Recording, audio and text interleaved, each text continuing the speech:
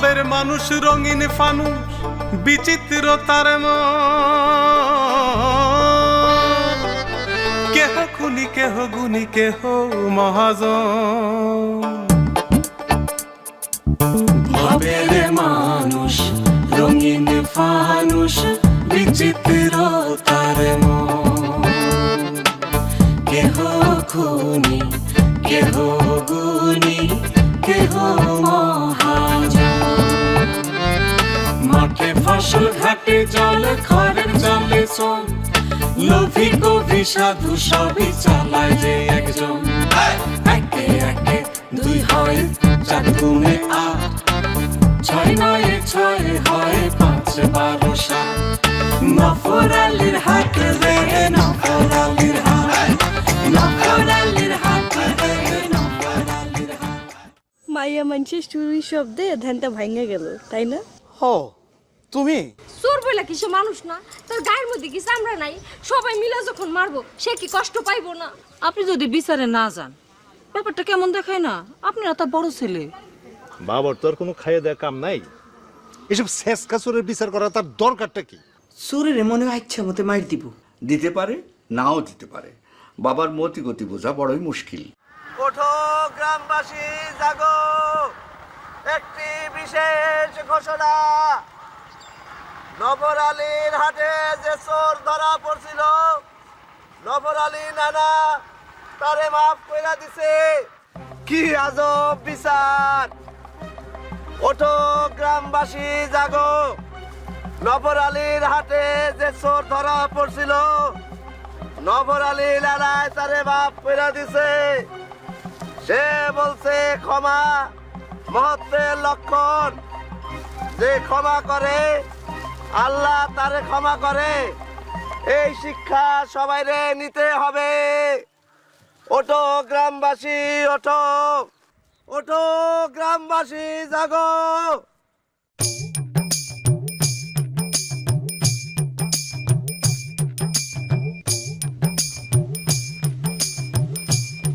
এই যে পালোয়ান,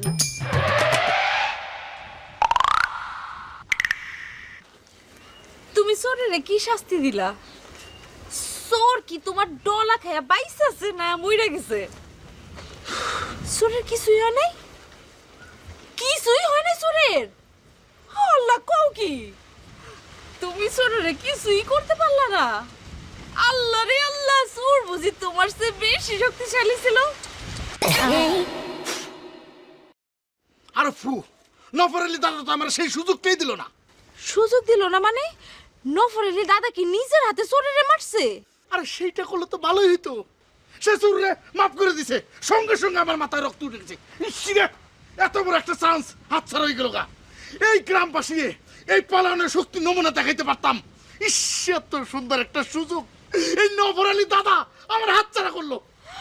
কও কি? হন তো আমার মনে হইতেছে নফর আলী দাদা একটা ফেরেশতার মতো মানুষ, তার হইছে দয়াবান দিল। আর দয়া না চাই। ইসরে, এরকম একটা সুযোগ হাতছাড়া হয়ে গেল। আমি কিন্তু মনে মনে খুশি হইছি। মানুষের জীবনে সুযোগ দিতে হয়। এই চোর মনে হয় আর জীবনে চুরি করবে না। আমার মনে হয় এই চোরের উচিত শিক্ষা হয়ে গেছে। আর শিক্ষা হইলে তো ভালো। আর যদি শিক্ষা না হয়, হাতে নাতে যদি আরেকবার ধরা পড়ে, তাহলে এই পালনের হাত থেকে ওরা কেউ রক্ষা করতে পারবে না। তোমার আছে খালি গায়ের জোর। গায়ের জোর দিয়ে কি জীবনে কিছু হয়? তুমি কি নফর আলীর দাদারে দেখে কিছু শিখতে পারো না? আরে আমি এই মন্টন বুঝি না। আমি মনে করি যার গায়ে যত বেশি শক্তি আছে সে তত বেশি মহান। আর আমি এই মহানদেরকেই ভক্তি করি। গায়ের জোরের কথা যতই বলুক, আমি তো জানি তার মন হইল নদীর পানির মতো পরিষ্কার। আর তা না হইলে কি এই মঞ্জুরি তার প্রেমে ওই নদীতে সাঁতার কাটে?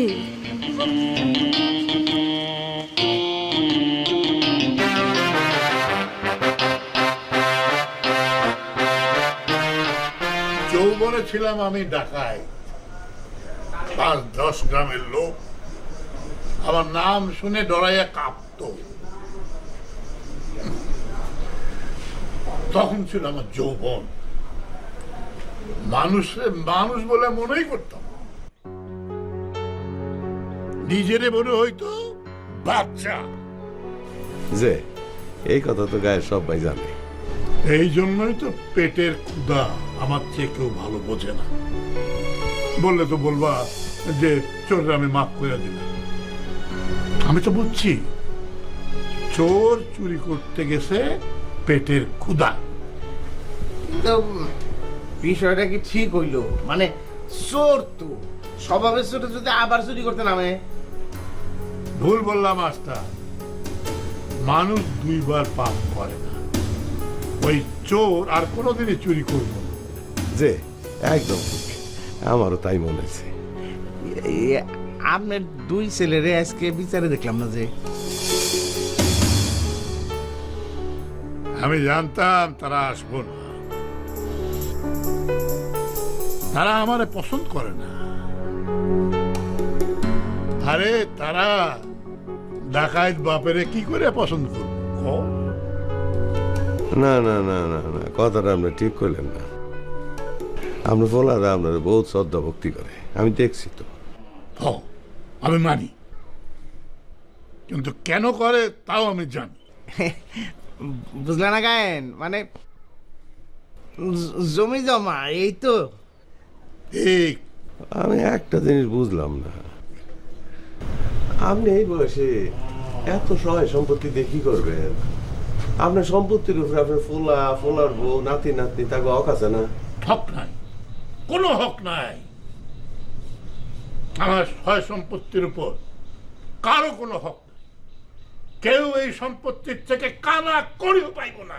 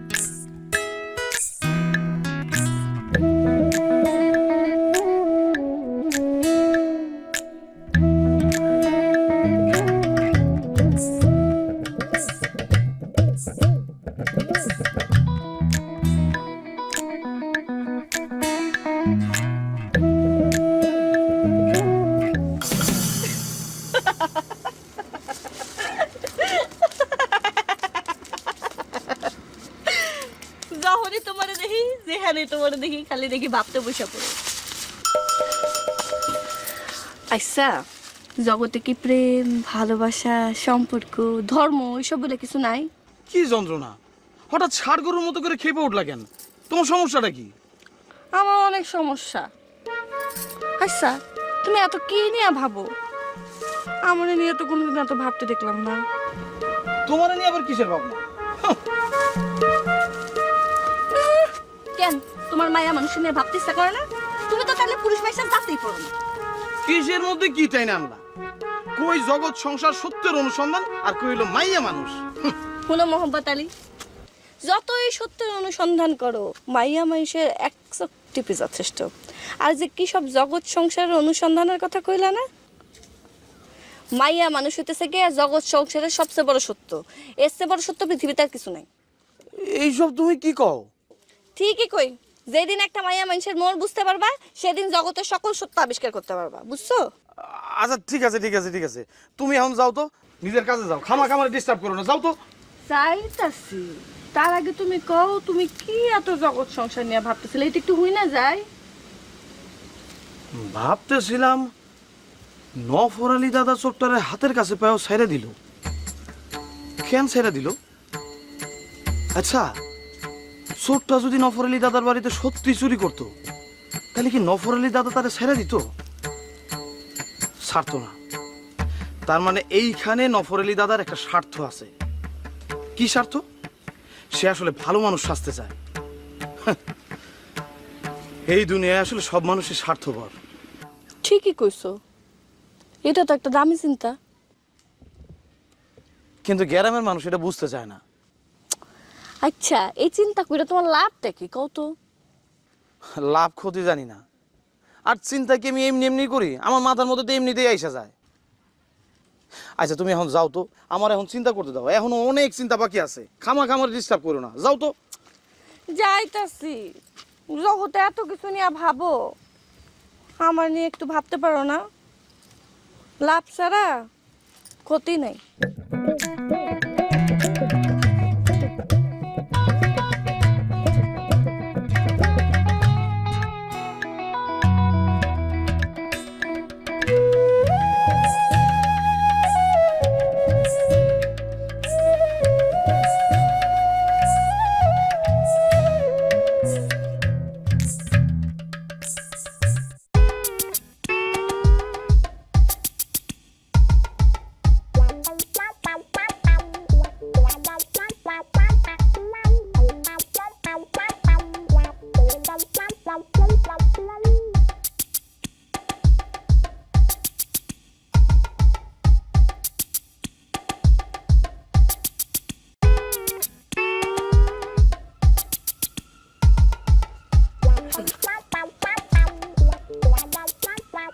ওই পাগলা, এন বইবা কি ভাবতাছ?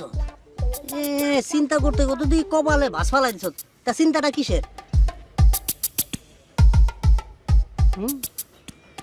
এই আমি গভীর চিন্তায় নিমগ্ন আছি, আমার ডিস্টার্ব করিস না, যা।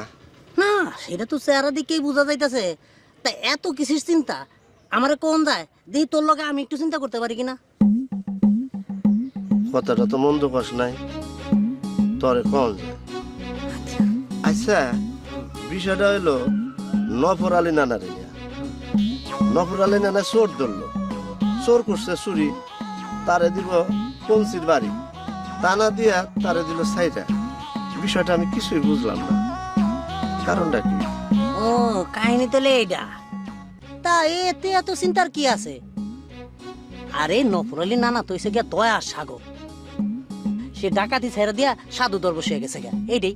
এইটা অবশ্য তুই খাঁটি কথা কইছস, কিন্তু কাহিনী আরো আছে, সেটা আমি ছাড়া আর কেউ জানে না। কি কাহিনী? না, তোরা কোন দেব না, তুই তো পাগল টাইপের মানুষ, তোর দিয়ে বিশ্বাস না। আর না নাও না করছে কারো কইতে। না রে ভাই, আমি তো এখন পাগল নাই, আমি এখন সম্পূর্ণ ভালো হয়ে গেছি। এই দশ না গলুর মধ্যে বসে রয়েছি পুকুর পাড়ে। এখন তো ঠিক আছে, আবার কতক্ষণ কত পাগলামি ছুড়ে দেবো? তোর দিয়ে কোনো বিশ্বাস আছে? তোর তো কোনো স্টেশনে নাই, এখন ভালো এখন খারাপ। তুই হচ্ছে সিজনাল পাগল। হন, তোরে কইতে পারে তুই যদি কাউরে না কস। আমি কাউরে কমো না, কিরা কাটলাম, কাউরে কমো না, কিরা কিরা কিরা 3 কিরা দিলাম। আরে নফর আলী নানা যে তারে মাফ করে দিছে তাও কিন্তু না, গোপনে বাজারে একটা সবজির দোকানও দিয়ে দিছে, সে যেন ভবিষ্যতে আর চুরি না করে। হ্যাঁ, কস কি? চোরে করছে চুরি, তারে সাজানা দিয়ে পুরস্কার দিছে। আমার মাথাটা তো আলো হয়ে গেছে, মাথাটা গরম হয়ে গেল কথা শুনে। ও ভাই, ও ভাই, তোর আবার কি হয়েছে? দিস ভাই, পাগলামি শুরু করে দিস না ভাই। আর এই কথা কাউরে কইস না। নফর আলী নানা যদি হলে না আমার গাছের মধ্যে লটকে ইচ্ছা মতন মাইরেবো ভাই, কাউরে কইস না ভাই। হ্যাঁ, মাথাটা গরম গেছে, মাথা পানিতে চুবে ঠান্ডা করা লাগবে। হ্যাঁ, কয় কি চোরে করছে চুরি, ফেরে দিছে পুরস্কার সবজির দোকান। আমি শেষ। চোরে সাজানা দিয়ে দেয় পুরস্কার সবজির দোকান। আমি কি শুনলাম? কয় কি নবনালাকে কি করছে? আমার মাথা আওলা হয়ে গেছে, আমার মাথা আওলা হয়ে গেছে।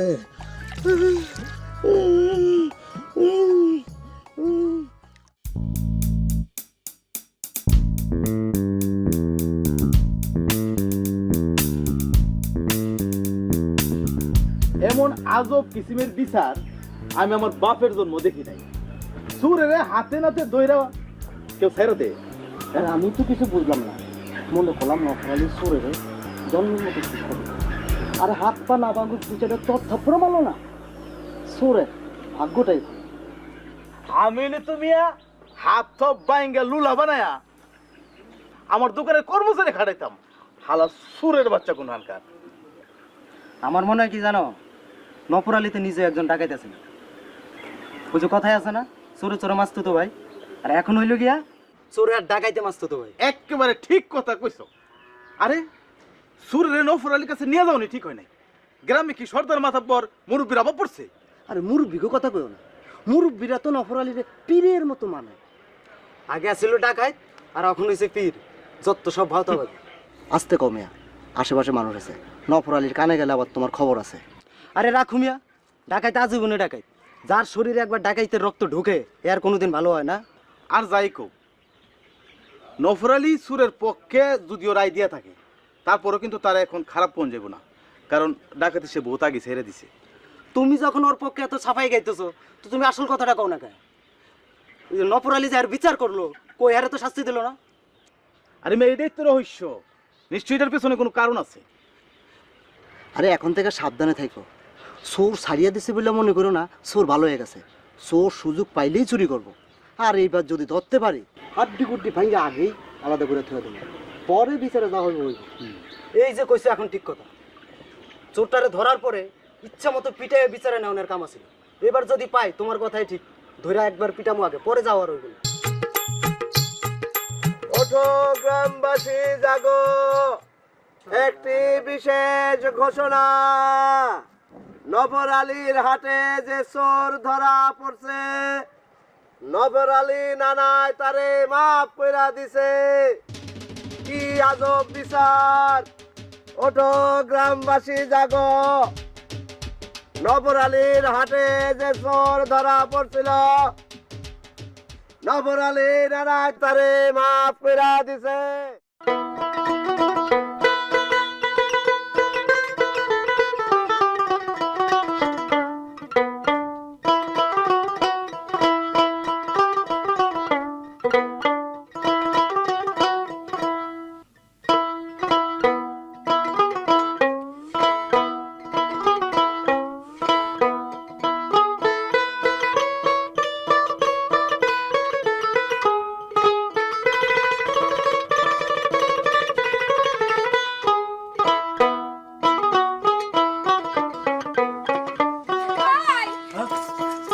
কি হইলো বিচারে? আরে সে এক আজব বিচার হইছে। চোরের কি অনেক মারছে। মাইরের কথা কও, নফর আলী চোরে রে মাফ কইরা দিছে। মাফ কইরা দিছে? আরে খালি কি মাফ করছে নাকি, ওই লাড্ডুর কাছে শুনলাম যে নফর আলী ওই চোরে রে হাটে একটা দোকান করে দিব, যাতে ভবিষ্যতে সে চুরি করতে না পারে। ওই যে মোহাম্মত আলী আছে না, হ্যাঁ তো মাথা গরম হয়ে গেছে, মাথায় পানি ঢালতে হইব। এই এই এই এই কি করলি? ভিজা দিলি? বাবো বাবু, গাছতলা বৈশা শান্তিতে বাবো, ভিজা দিলাম, মাথা ঠান্ডা হয়ে গেছে, এখন ভাবতে সুবিধা হইব। আচ্ছা, একটা হাটের ইজারা লইও বাবা আমাগুলোকে এরকম করবো? হ্যাঁ, আমরা কি তার সন্তান নিয়ে কোনো পাপ করছি? মুখ দেখিয়া মুখ চেনা যায়, মানুষ চেনা যায় না। কারো কথায় কারো মাথায় নাই বিবেকের আয়না। একই সাথে একই পথে নিত্য ঘোরাঘুরি, তবু নিচে উপর নিচে গর্ত ঘোরাঘুরি। একে একে দুই হয়, চার গুণে আট, ছয় নয়ে ছয় হয় ৫ ১২ ৭। নফর আলীর হাতে